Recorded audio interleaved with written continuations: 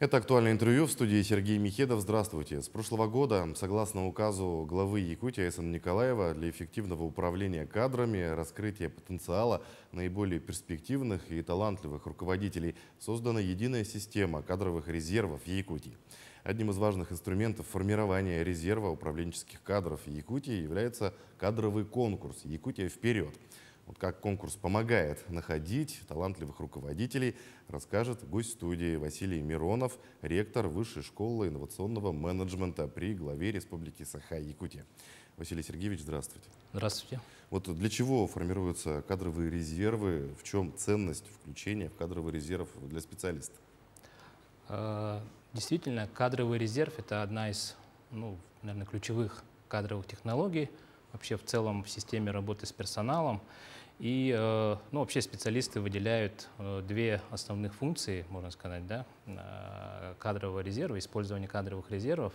И они, можно сказать, не то что противоположные, а различные аспекты, да, на крайних позициях находящиеся раскрывают. Это первое направление – это когда мы фокусируемся на обеспечении стабильности, системы управляемости. Это резерв как скамейка запасных.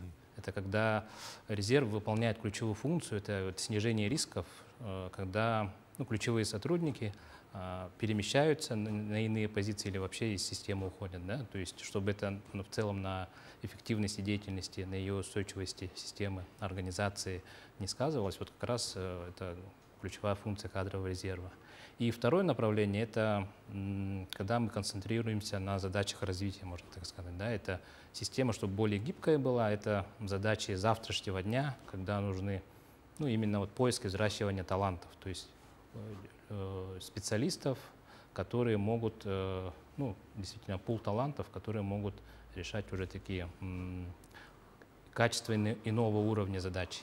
И, как правило, в системе, особенно в государственном секторе, не бывает чисто того или иного варианта. Да? Это обычно баланс, просто бывает уклон в определенную сторону. Да? Но сейчас, по ощущениям, в условиях дефицита кадров, первая задача, возможно, более такая идет, да? Чтобы в первую очередь обеспечить стабильность, устойчивость системы, а затем уже решать задачи развития. И у нас в республике тоже кадровые резервы выполняют как раз эти обе функции. И тот указ, о котором вы сказали, действительно, прошлогодний весенний указ главы Республики Саха-Якутия о единой системе кадровых резервов, он действительно всю эту систему работы с резервами кадровыми, он ее структурирует, и действительно у нас выстраивается такая более единая, согласованная, синхронизированная работа с кадровыми резервами. Как конкурс, да, «Якутия вперед» помогает формировать кадровый резерв республики? Да, если взять единую систему кадровых резервов, там 4 уровня резерва есть, 4 вида резерва. Это резерв управленческих кадров, да, про который мы сейчас говорим, резерв на государственную службу, отраслевые кадровые резервы, это по отраслям экономики, социальной сферы, и кадровые резервы в органах местного самоуправления.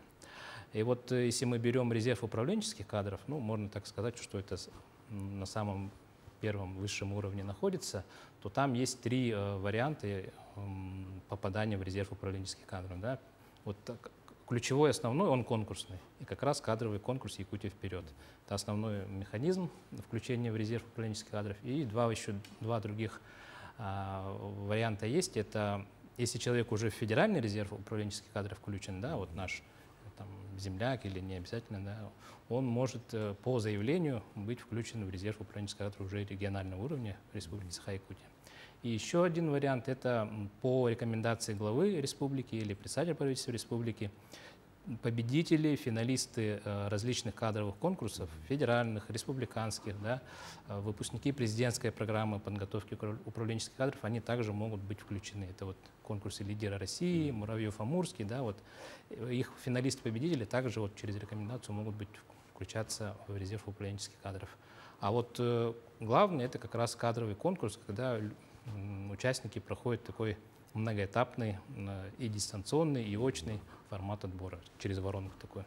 Ну вот как раз в данный момент, да, продолжаются муниципальные отраслевые отборы на участие в конкурсе. Вот как они проходят? Да, у нас в кадровом конкурсе «Якутия вперед» три направления.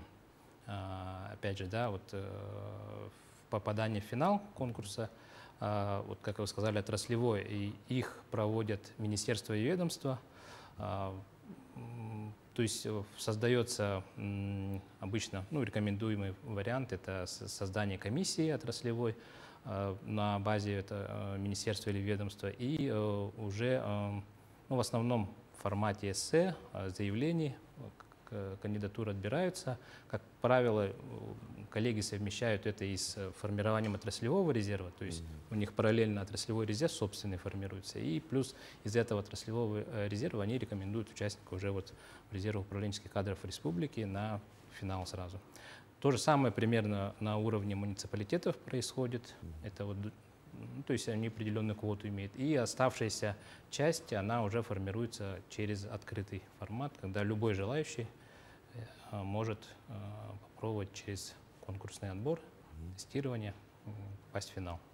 А вообще, как часто можно принимать участие, да, в подобных конкурсах? То есть он проводится вообще ежегодно, такой конкурс, да. Да, и может ли человек пробовать себя ежегодно или только один раз, как говорится, испытать себя и уже успокоиться?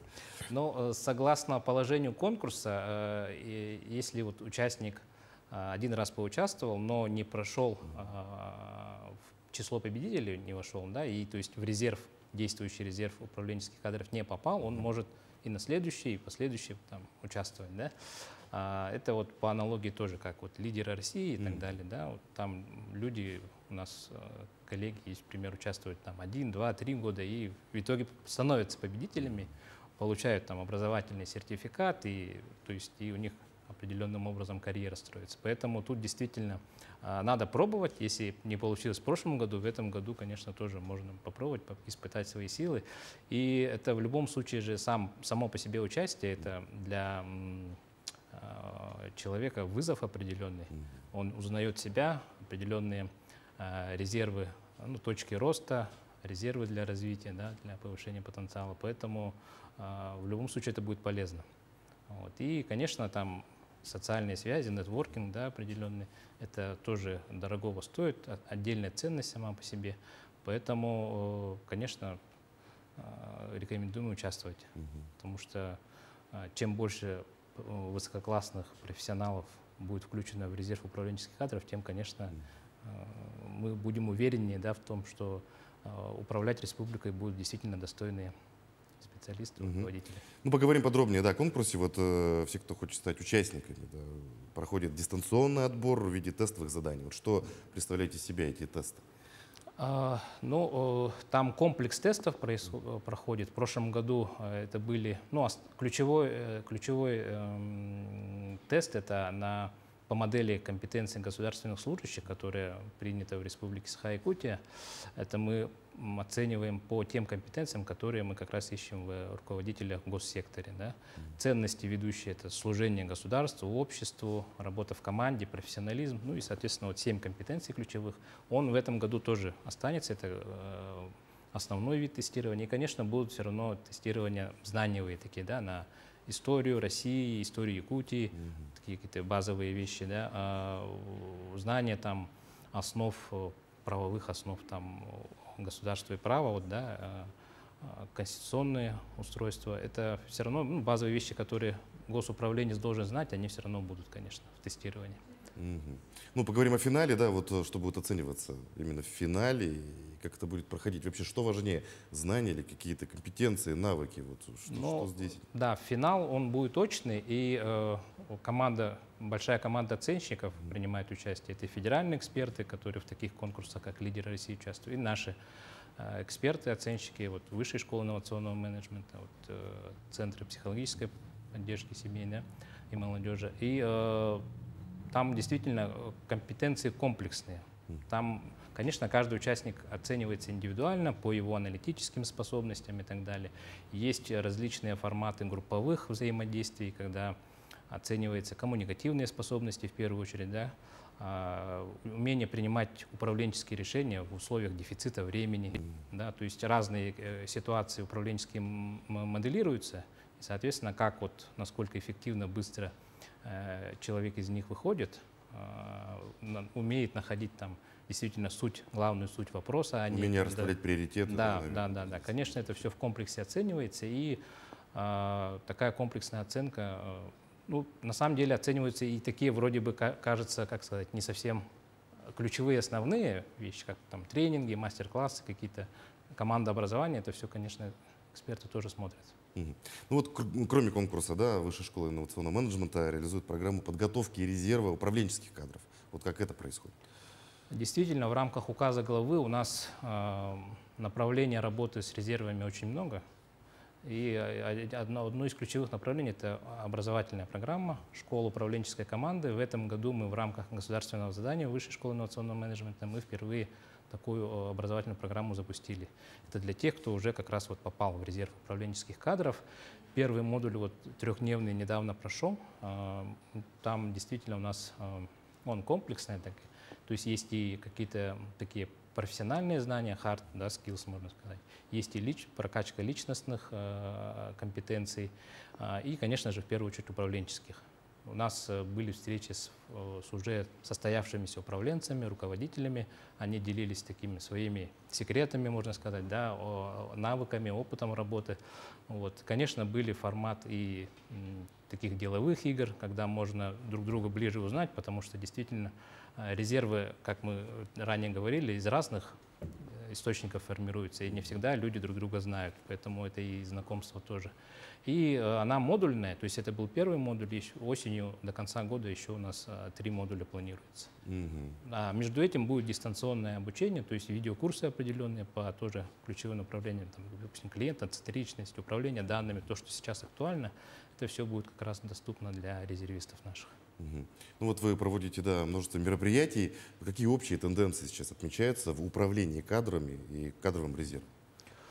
Общие тенденции, ну, действительно, мы сейчас все видим, что это ключевая из них, наверное, это все-таки дефицит кадров. Да, и действительно сейчас работодатели и госсектор в целом тоже в этом смысле не исключение. Мы находимся в ситуации, когда ищем профессиональных, грамотных специалистов, талантов в условиях жесткого дефицита кадров. Вот. И действительно, поэтому применяются различные кадровые инструменты, чтобы в условиях там короткого времени найти эти таланты. И акцент даже иногда смещается не на поиск вовне, да, системы, вне организации этих талантов, а взращивание внутри, когда важно удержать, сохранить те кадры, которые у тебя есть, и из них взращивать. То есть тут такие тенденции идут смешанные, взаимозависимые такие. И вот у нас недавно форум был тоже как раз, да, на базе Высшей школы инновационного менеджмента. HR-день, время людей, и там собрались представители и бизнеса, малого, среднего и крупных корпораций, и госсектора. И вот действительно, оказывается, ну, мы в ситуации находимся, когда одни и те же проблемы перед всеми стоят, да, перед всеми субъектами, перед всеми работодателями. И вот мы обменивались практиками, как наиболее успешные, да. И все-таки, ну, это должна быть не такая, не конкуренция жесткая, да, когда мы внутри региона за кадры, а в целом, чтобы регион был привлекательный, Республика Саха-Якутия, для специалистов извне, из других регионов, из других стран. И вот к этому мы стремимся. Ну что ж, Василий Сергеевич, большое спасибо, что нашли время, пришли к нам, ответили на наши вопросы. Желаем восполнить дефицит кадров. Ну а нашим телезрителям, да, может быть, желаю как раз-таки принять участие в конкурсе, да, проявить себя. Может быть, действительно большие таланты смотрят нашу программу и сами об этом не догадываются. Спасибо, что пришли к нам. Спасибо. А я напомню, вы смотрели актуальное интервью. Оставайтесь на нашем канале.